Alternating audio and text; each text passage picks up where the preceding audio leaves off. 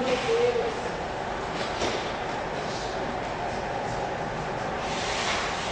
Paz do Senhor, irmãos. Amém. Que bom mais uma vez estarmos na casa de Deus para podermos adorá-lo, louvá-lo, agradecer o seu santo nome. Nós temos a certeza que o único digno de louvor é o Senhor Jesus. Nós temos mais certeza de uma coisa, que esse Deus maravilhoso está conosco. Aleluia. Por isso que nós o louvamos e o agradecemos. Amém? Amém. Hoje nós vamos falar de um tema muito comum.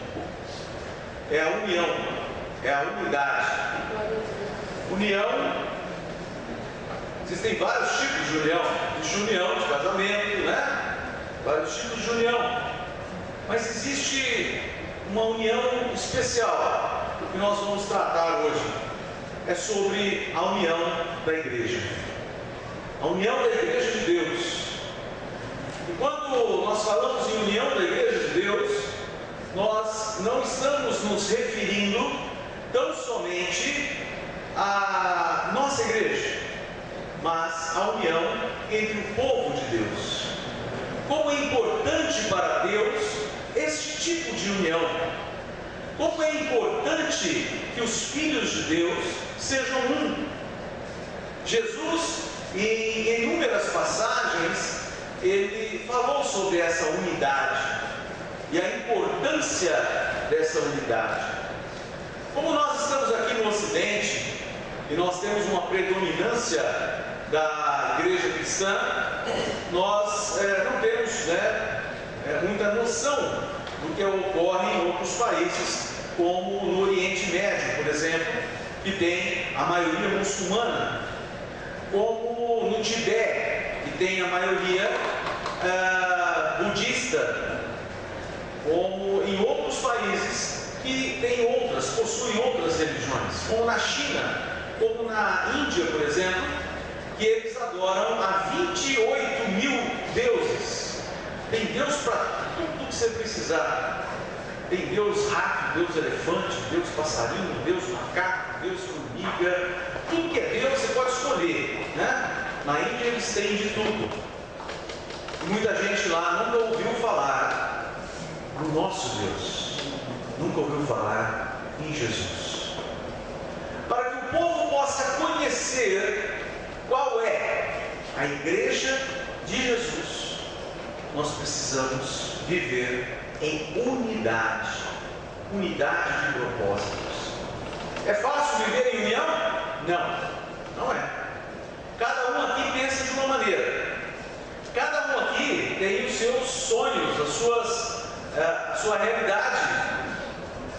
Então é difícil nós conseguirmos conciliar todas as pessoas dentro de uma determinada localidade. Mas nós temos também algo em comum que é mais importante e maior do que todas as nossas diferenças. Nós temos a Jesus. E Jesus é o que nos traz aqui neste lugar. Não é a igreja, não é o pastor, não é o pregador, não é ninguém. Quem nos traz aqui neste santo lugar, nesta noite, é a presença de Jesus.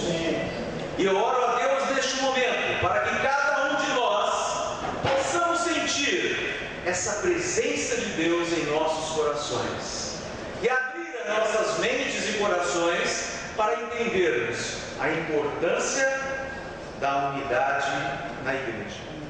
Vamos abrir as nossas Bíblias no livro de João, capítulo 17. João, capítulo 17.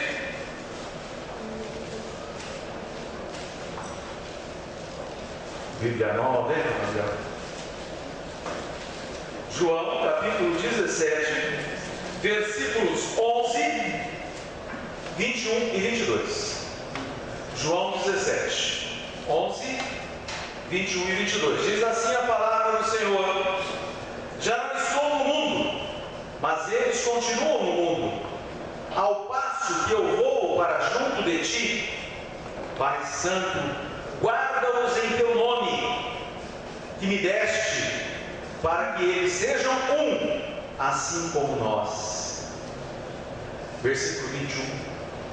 A fim de que todos sejam um, e como és tu, ó Pai, em mim, e eu em ti, também sejam eles em nós, para que o mundo creia que tu me enviaste. Eu lhes tenho transmitido a glória que tens me dado, para que sejam um, como nós o somos. Amém. Jesus, em sua oração, pede a Deus que os seus discípulos sejam um, assim como Ele e Deus são um. Nós percebemos que Deus está interessado nessa unidade, na mesma unidade que Jesus tinha com o Pai e o Pai tinha com Ele. Por quê? Porque o Verbo se fez carne e habitou entre nós. O próprio Deus da criação habitou entre nós e conviveu aqui entre nós. Nós vemos, por exemplo, que até os 30 anos de idade, Jesus foi uma pessoa normal.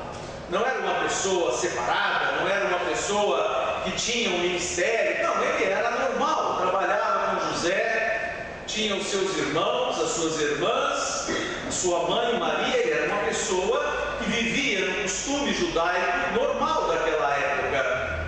E tem uma música muito legal que nós cantávamos há 30 anos atrás, que diz assim: mais que um carpinteiro. E essa música é de um pastor batista que fala que Jesus era um carpinteiro, um homem forte, musculoso, mãos fortes, né? Pegar aquelas cordas, madeira, não podia ser um fracotezinho. E até os 30 anos ele trabalhou com o propósito de um homem. E somente aos 30 anos que ele iniciou o seu ministério e levou o reino de Deus para toda a humanidade. Jesus pregava a união. Nós sabemos que ele era o próprio Deus encarnado. A palavra do Senhor diz que o próprio eu e o Pai somos um. Nós sabemos disso. E ele, neste momento, na epístola, no livro do Evangelho de João, ele diz exatamente isso: para que, como eu e tu somos um, que eles sejam um também. É a unidade na igreja. Só que para nós termos unidade, irmãos, muitas vezes nós precisamos passar por cima de uma coisa. Não é, pastor? Nós precisamos passar por cima do nosso ego, da nossa vontade. E é difícil. Às vezes nós queremos alguma coisa, divergimos em relação ao irmão em alguma coisa, e achamos que estamos certos e brigamos pelo que estamos certos, sendo que na casa do Senhor não existe nem certo nem errado, porque a cabeça não somos nós, a cabeça é Jesus, e é o Senhor, o Espírito Santo de Deus, que dirige a sua igreja, para que todos sejam um. Essa é a vontade do Senhor. Deus não faz acepção de pessoas, diz lá em Romanos capítulo 2, versículo 11. Deus não escolhe o mais bonitinho, o mais feinho, o mais magrinho, o mais gordinho, mas Deus não faz acepção de pessoas, Ele tem a todos igualmente. Como será que a nossa igreja e a nossa igreja cristã pelo mundo afora tem tratado as pessoas? Será que nós temos tratado as pessoas sem acepção, sem diferença uma da outra, porque uma é assim, porque outra é a outra? Será que nós temos feito igual ao mundo, ou será que nós temos feito igual Jesus fez, sem acepção de pessoas? O Senhor não olha as pessoas segundo os olhos dos homens, diz lá em 1 Samuel 16, 7. nós enxergamos muito superficialmente. Nós enxergamos apenas uma capa, uma máscara em que a pessoa se apresenta. Se a pessoa está bem vestida, se a pessoa está aparentemente, bem trajada, de repente ela é doutor. Se ela está mal trajada, se ela está suja, de repente essa pessoa não vale nada. E assim o mundo trata as pessoas, mas nós cristãos precisamos aprender a não ter acepção de pessoas, por nenhum motivo. Quer seja essa pessoa pobre, quer seja essa pessoa que mora em determinado local, nós não podemos fazer acepção de pessoas. Na época que eu dava aula no RIP, eu tinha um carro grande, eu tinha um Alfa Romeo, muito confortável, muito grande, com ar-condicionado, sempre de terno, bonitinho. E eu ia no posto ali na Francisco Junqueira, só abastecia naquele posto. Quando eu parava, o Alfa Romeo maravilhoso, apertava o botãozinho assim, o vidro descia automaticamente. Vinha o frentista e já perguntava: bom dia, doutor. Ele não sabia quem eu era, podia ser um lixeiro, mas ele: bom dia, doutor, vamos encher o tanque? Não, foi só ferro. Mas ele era tratado com uma pompa muito diferente.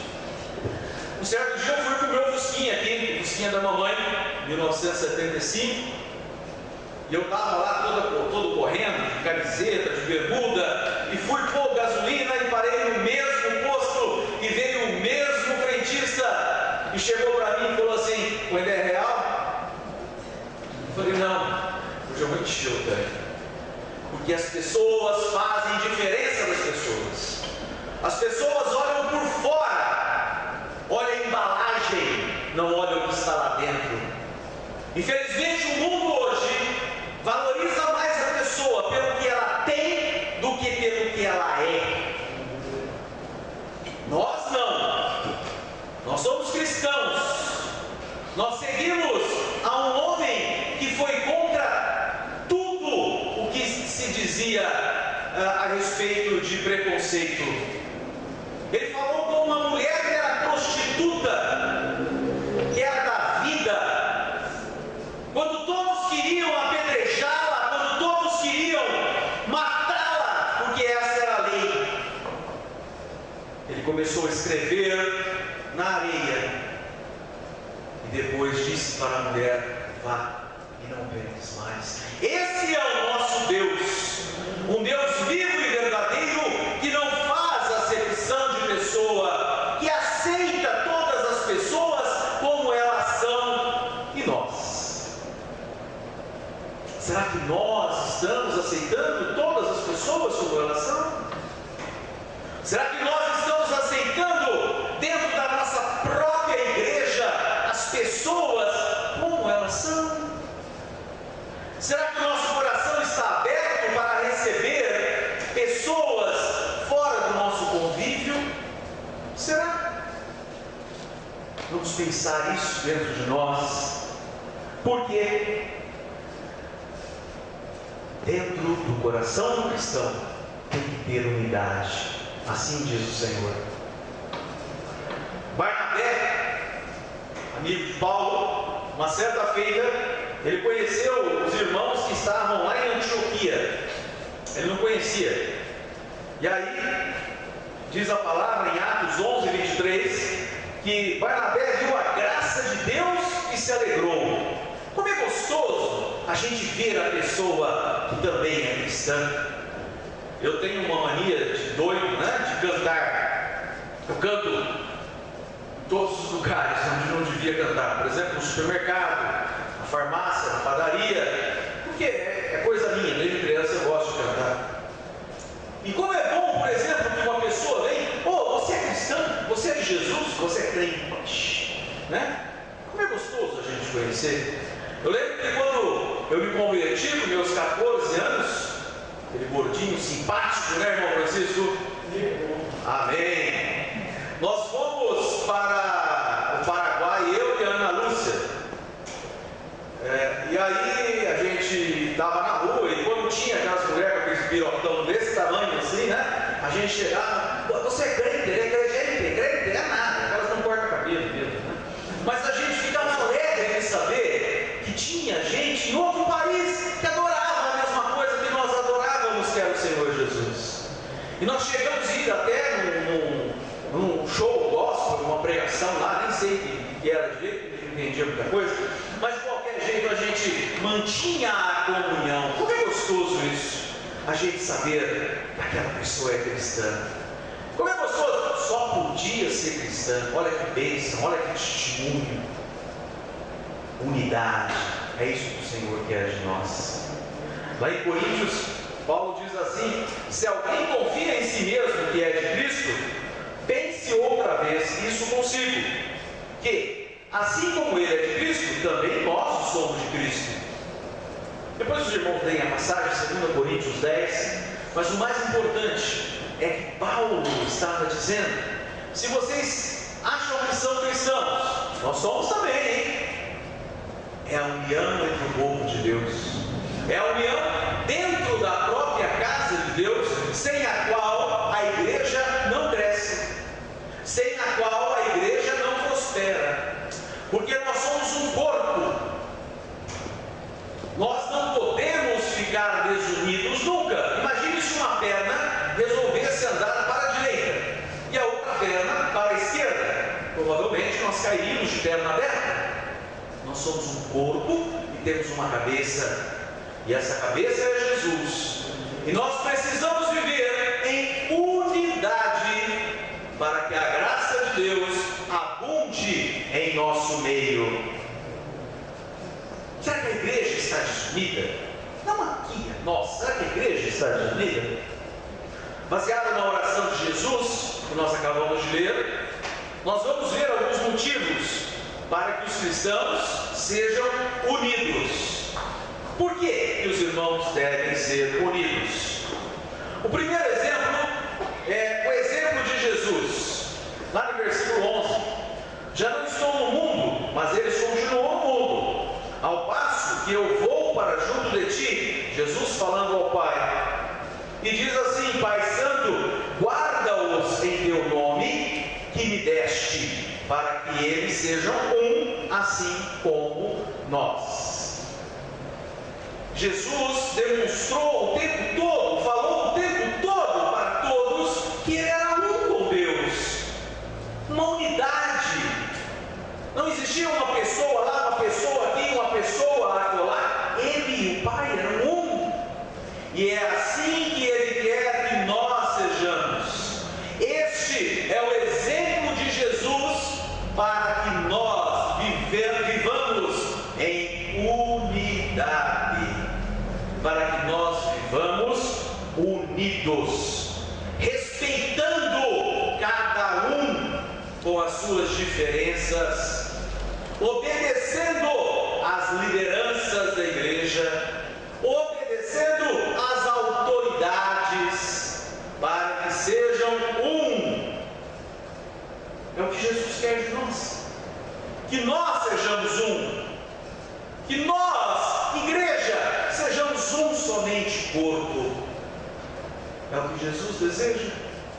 Jesus deseja que muitas vezes nós esqueçamos o nosso eu. E eu sou bom de briga, parece aqueles burro chuco que empaca. Quando não quer alguma coisa, não quer, não faço. Isso não pode acontecer na igreja, porque a igreja é o corpo de Deus e a cabeça é Jesus. Quem manda aqui não é o homem, mas é o Espírito Santo do Senhor. Por isso que nós temos que nos despir de nós mesmos, para podermos fazer não a nossa vontade, não aquilo que queremos, mas a vontade do Senhor, que é soberana. Somente assim nós vamos ser um em Cristo.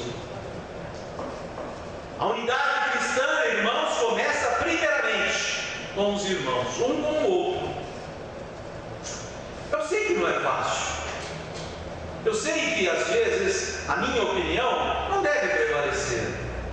Mesmo que eu tenha razão, às vezes eu viver em sociedade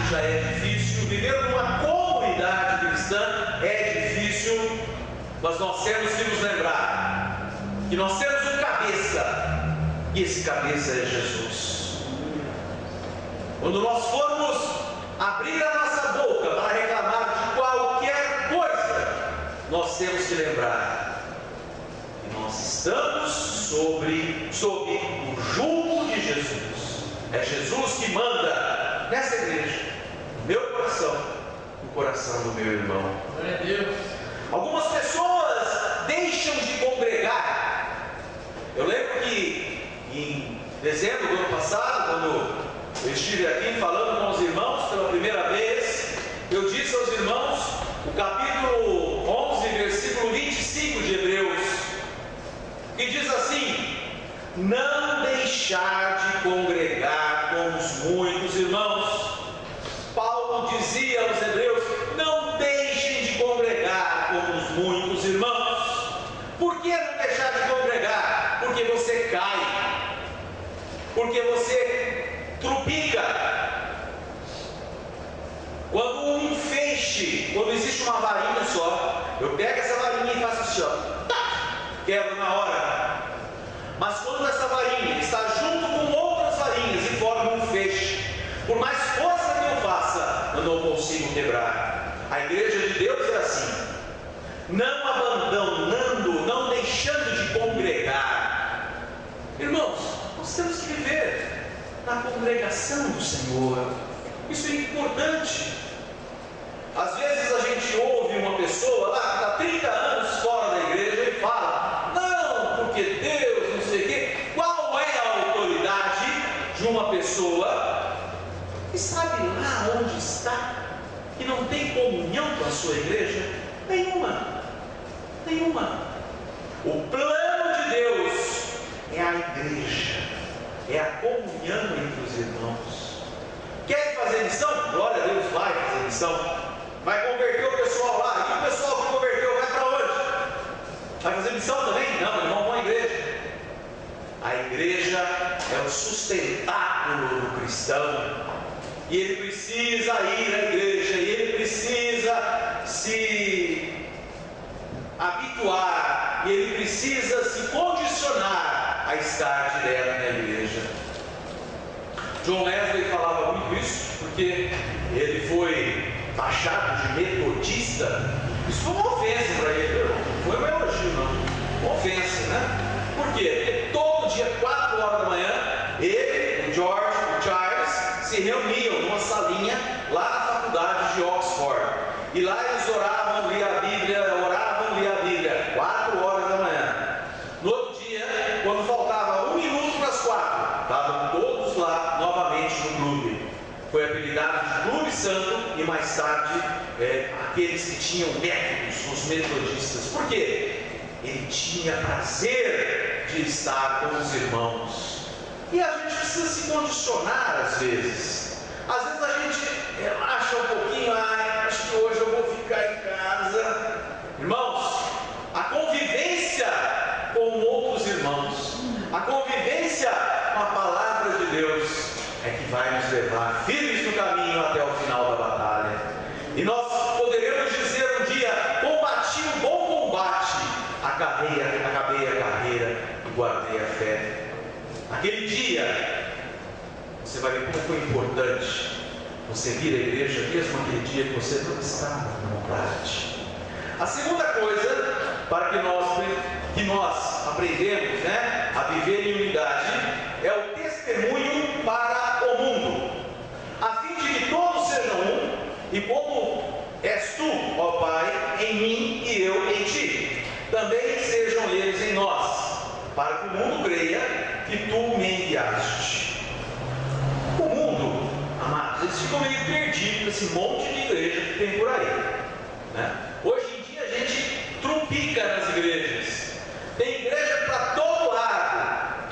Igrejas às vezes com muita boa vontade, pessoas que são realmente muito boas, mas que às vezes não tem fundamentação nenhuma, Então lá, graças a Deus, é problema deles, não tem problema. Mas o mundo fica assim: pô, eu vou sair da minha igreja, e meu avô, meu bisavô, meu tataravô foi, e vou para uma igreja dessa que foi fundada amanhã, depois desfaz, aí aí abre outra, aí depois os pais, aí abre outra. O mundo fica confuso com tanta igreja. E quando há uma junção dessas igrejas, o mundo fica confuso também. Nossa, o que aconteceu? Uma pessoa me perguntou, mas a feijoada não foi da Metodista? Foi. Mas não foi da Nova Aliança? Foi. Mas a Metodista lá embaixo? É. A Nova Aliança lá em cima? É. Por quê? Que uma é uma e outra é outra e fizeram juntos? Sim. Porque nós servimos ao mesmo Deus. Nós temos o mesmo cabeça. Para que o mundo conheça a Jesus, nós precisamos ser unidade. A obra de Deus é muito grande, irmãos. A grande comissão, quando Jesus expôs, ir por todo mundo, pregar o Evangelho a toda criatura, nos chamou a sermos missionários no mundo inteiro.